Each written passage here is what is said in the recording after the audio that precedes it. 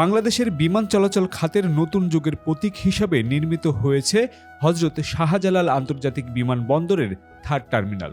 প্রায় 22,000 কোটি টাকা ব্যয়ে নির্মিত এই অত্যাধুনিক টার্মিনালের কাজ ইতিমধ্যে 99% সম্পূর্ণ হয়েছে। তবে অপারেটর নিয়োগের জটিলতার কারণে এখনও পূর্ণাঙ্গভাবে চালু করা সম্ভব হয়নি এই মেগা প্রকল্প। সম্প্রতি উচ্চ পর্যায়ের বৈঠকে প্রধানমন্ত্রী তারেক রহমান থার্ড টার্মিনাল দ্রুত চালুর নির্দেশ দেন। বৈঠকে টার্মিনালের বর্তমান অগ্রগতি, অপারেটর নিয়োগ এবং ভবিষ্যৎ করণীয় নিয়ে বিস্তারিত আলোচনা হয়। সিভিল এভিয়েশন কর্তৃপক্ষ জানিয়েছে, জাপানের সঙ্গে দীর্ঘদিন আলোচনার পরও এখনও চূড়ান্ত সমঝোতায় পৌঁছানো যায়নি। এই অবস্থায় আন্তর্জাতিক উন্মুক্ত দরপত্রের মাধ্যমে অপারেটর নিয়োগের প্রস্তাব দেওয়া হয়েছে। এ লক্ষ্যে গত 9 ফেব্রুয়ারি বেসামরিক বিমান পরিবহন ও পর্যটন মন্ত্রণালয়ের কাছে প্রয়োজনীয় অনুমোদন চেয়ে আনুষ্ঠানিকভাবে চিঠি পাঠানো হয়েছে।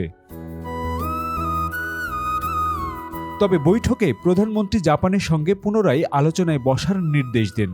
সংশ্লিষ্ট সূত্র মতে এটি হতে পারে দুই পক্ষের মধ্যে চূড়ান্ত বা শেষ দফার আলোচনা। আলোচনায় ইতিবাচক ফল এলে আগামী 15 বছরের জন্য জাপানের কনসোর্টিয়ামের কাছেই থার্ড টার্মিনাল পরিচালনার দায়িত্ব অর্পণ করা হতে পারে। অন্যদিকে আলোচনায় সমঝোতা না হলে আন্তর্জাতিক দরপত্র আহ্বানের মাধ্যমে নতুন অপারেটর নিয়োগের প্রক্রিয়া শুরু করবে সরকার। জাপানের সুমিতম কর্পোরেশনের নেতৃত্বে একটি কনসোর্টিয়াম থার্ড টার্মিনাল পরিচালনায় আগ্রহ দেখায়। জাপানের দাতা সংস্থা জাইকার সহযোগিতায় নির্মিত এই প্রকল্প পরিচালনার জন্য জাপান আন্তর্জাতিক মান অনুযায়ী রাজস্বের একটি নির্দিষ্ট অংশ দাবি করে। অন্যদিকে সিভিল এভিয়েশন নির্দিষ্ট সার্ভিস ফি ভিত্তিক মডেলে অনড় থাকে, বিশেষ করে রাজস্ব ভাগাভাগি, অপারেশনাল নিয়ন্ত্রণ এবং নিরাপত্তা ব্যবস্থাপনা।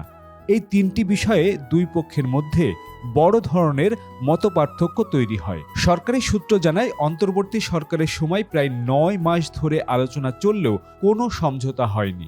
এরপর আন্তর্জাতিক উন্মুক্ত টেন্ডারের মাধ্যমে অপারেটর নিয়োগের উদ্যোগ নেওয়া হয়।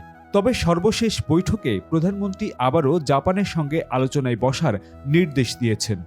দক্ষ অপারেটর নিয়োগে জটিলতা, গ্রাউন্ড হ্যান্ডলিং কাকে দেবে সেই নিয়ে একটি দীর্ঘ জটিলতা, তার সঙ্গে রয়েছে জনবল নিয়োগের জটিলতা। এই সকল জটিলতা পার করে কত দ্রুত এই তৃতীয় টার্মিনাল সাধারণ যাত্রীদের জন্য খুলে দিতে পারবে বর্তমান সরকার, সেটি এখন দেখার বিষয়। তা আমি জুলহাস কবির আজকের মতো বিদায় নিচ্ছি এই ভিডিও থেকে। দেখা হবে নতুন কোনো ভিডিওতে। সে পর্যন্ত ভালো থাকুন, সুস্থ থাকুন, নিরাপদে থাকুন।